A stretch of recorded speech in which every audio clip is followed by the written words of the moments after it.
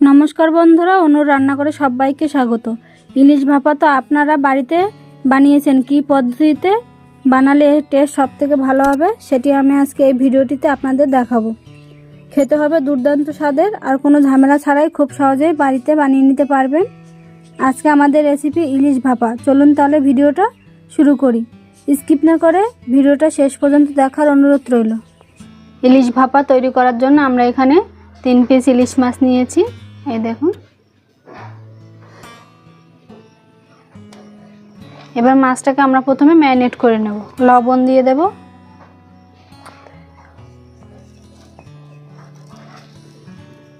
আর দেব হলুদ গুঁড়ো।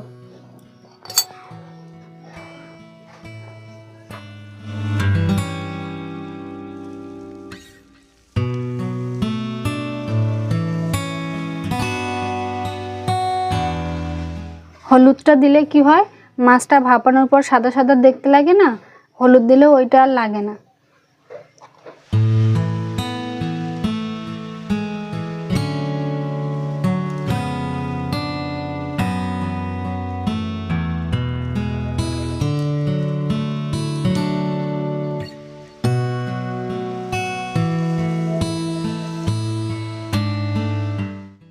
মাছটা ম্যারিনেট করা হয়ে গেছে, এবার সাইডে রেখে দেব।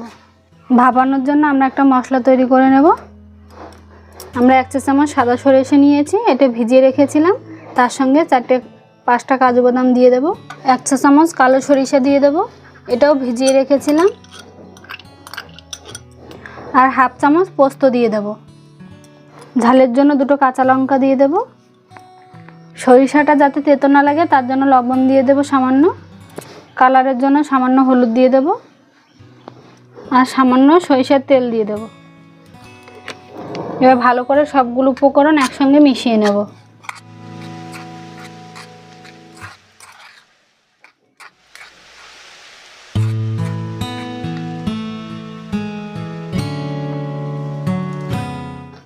এবার একটা মিক্সি জার নিয়ে নিয়েছি, এবার এর মধ্যে মশলাগুলো সব দিয়ে দেব।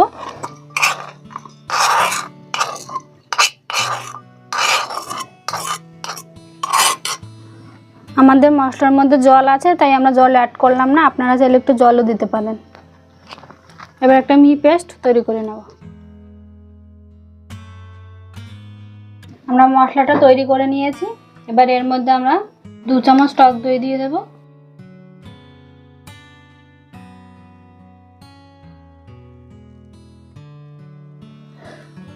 সামান্য লবণ দিয়ে দেব, হলুদ গুঁড়ো, 2 চামচ মতো সরিষার তেল। এবার ভালো করে সবগুলো একসঙ্গে মিশিয়ে নেব।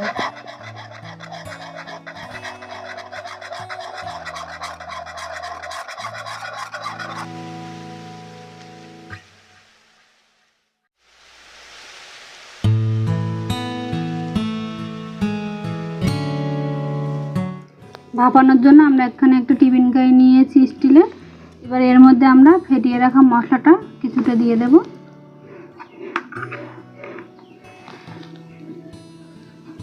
এবার টিফিন কারির সব দিকে মশলাটা একটু ঘুরিয়ে নেব।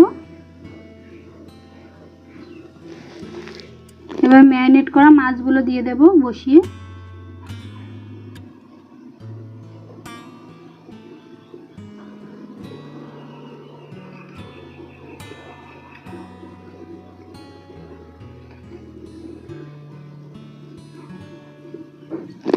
এবার বাকি যে মশলাটা আছে ওইটা আমরা উপর দিয়ে দেব।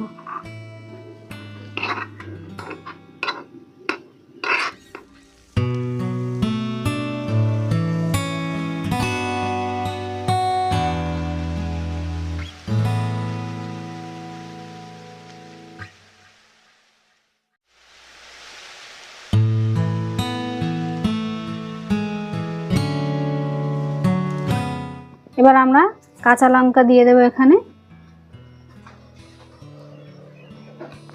এবার উপর দিয়ে 1 চা চামচ সরিষার তেল দিয়ে দেব।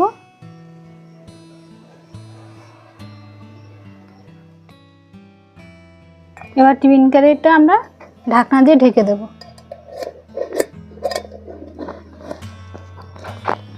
ভাপানোর জন্য কড়া বসিয়ে দিয়েছি। এবার একটা স্ট্যান্ড দিয়ে দেব। আপনাদের কাছে যদি স্ট্যান্ড না থাকে তাহলে বাটিও দিতে পারেন। এবার জল দিয়ে দেব।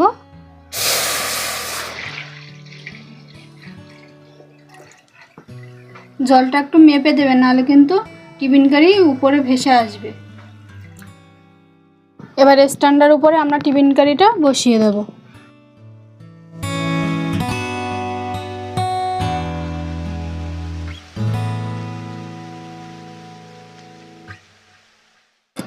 এবার আমরা একটা থালা দিয়ে ঢেকে দেব।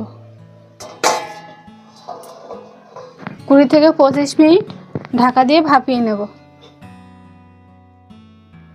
ভাপ হয়ে গেছে, আমরা টিফিন কারিটা তুলে নিয়েছি। ঠান্ডা হয়ে গেছে, হালকা হালকা গরম আছে। এবার আমরা টিফিন কারিটা খুলে নেব। দেখুন কত সুন্দর হয়েছে, আর খুব সুন্দর একটা গন্ধ বেরিয়েছে।